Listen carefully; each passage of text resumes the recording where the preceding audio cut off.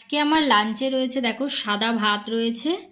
আর এখানে রয়েছে ঢ্যাঁড়স ভাতে, মানে পেঁয়াজ আর কাঁচা লঙ্কা তেল দিয়ে মেখেছি ঢ্যাঁড়স ভাতে, আমার ভীষণ ভালো লাগে।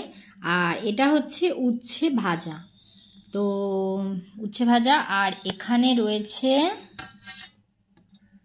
ডাল।